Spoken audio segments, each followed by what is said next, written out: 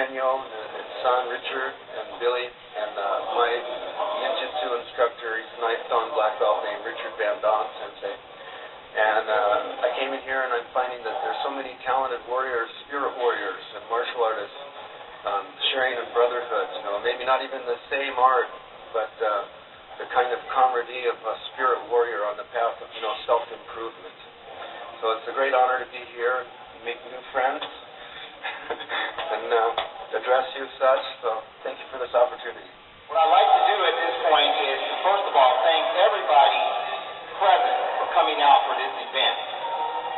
This is my 12th annual Kali Eskrima workshop, which means that this is the 12th annual official event of my organization known as Martial Arts International that has been being given practically every year.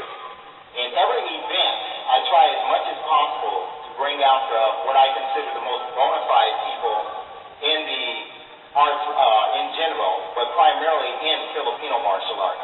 So I'd like to once again thank everyone for coming out. Also, what I'd like to do is get all the seminar participants to just come and converge to the center of the floor. Because what we're going to do is we're going to have a very rare treat today. With us present is one of the most unique and most distinguished guests in the field of Filipino martial arts as well as the art of jiu-jitsu. This man I love with all my heart because he has heart. And he has been in support of not only Filipino martial arts, but in martial arts in general. The distinguished guest and gentleman and father figure for me for many years that I'm speaking about is Grandmaster Gilbert Tenio.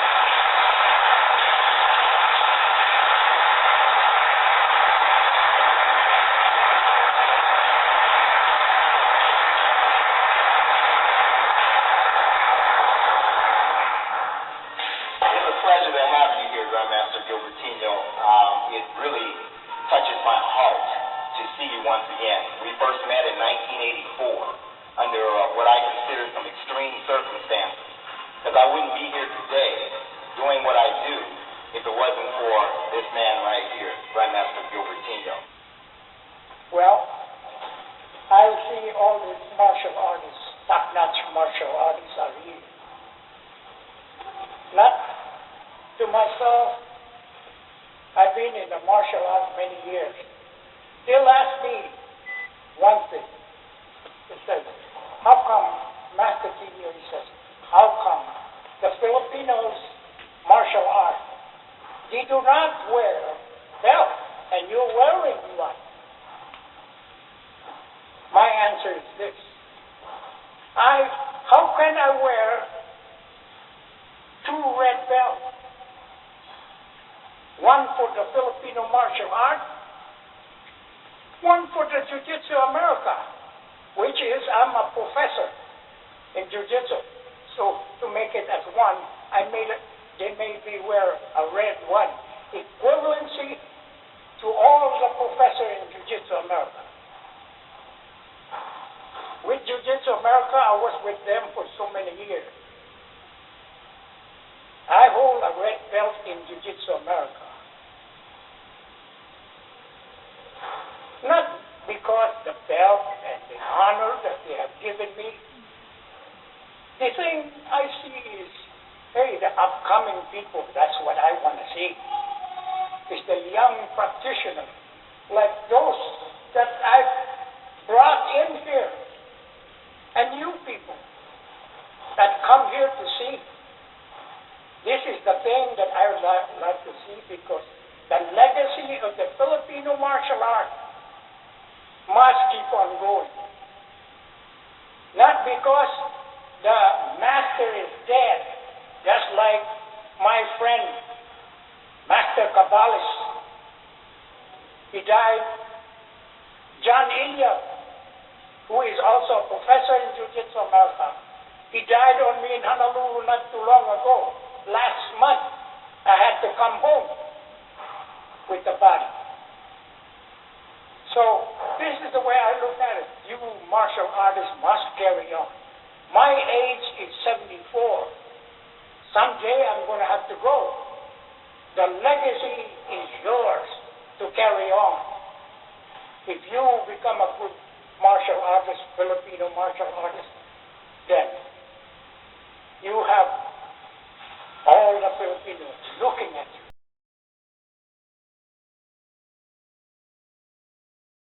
Knowledge, a sensei, a good teacher, that is Cabales' son. All you sensei that come here, I might not know your name, but I've met you, and you carry the tradition of Filipino martial arts. But there's one great man, the last one I want to introduce.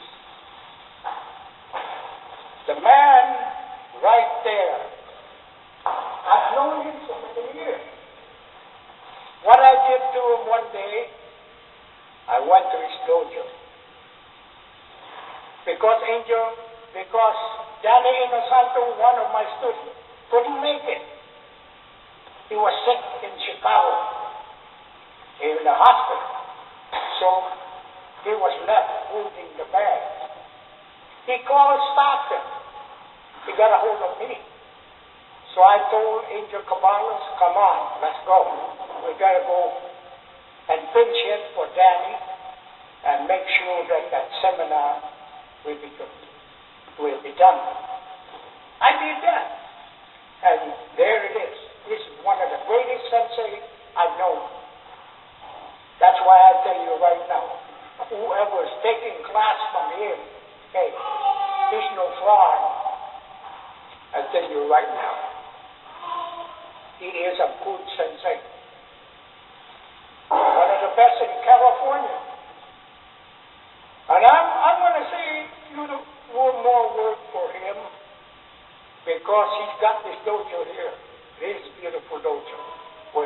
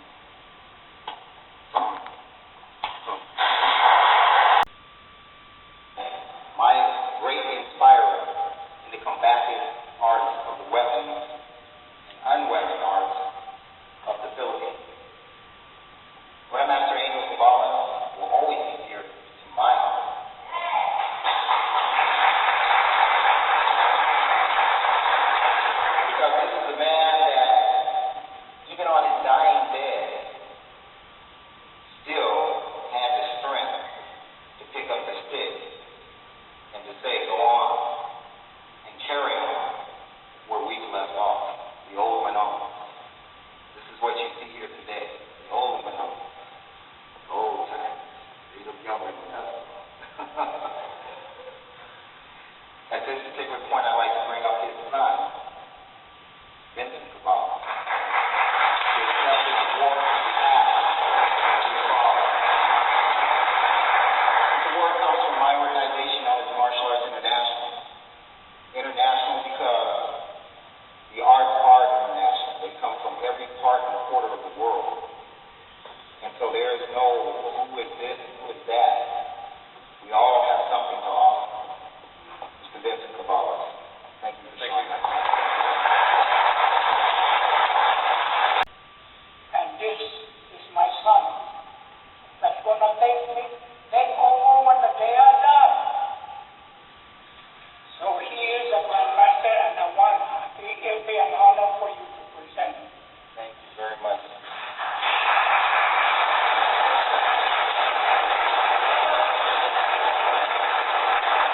Mr. Richard Tenio, ladies and gentlemen, son of Black Master. This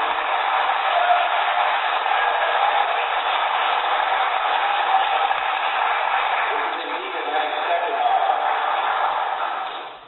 Richard Tenio, if he's anything like his father, from what I've seen today, he's going to even be a bigger tornado. I guess we must award this to him together.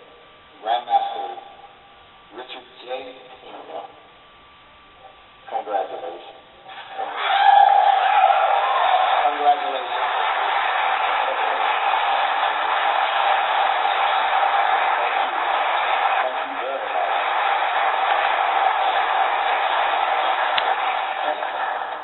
I want to thank Anthony. It is the greatest sensei that I ever run across and teach. He was a cool sensei in the beginning.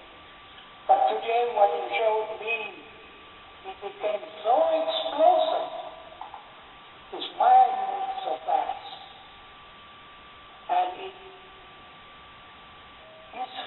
arm and hand moved so fast now. He freezed like me. This is the way a good martial artist becomes a good one of the best in the world. Thank you. Thank you very much.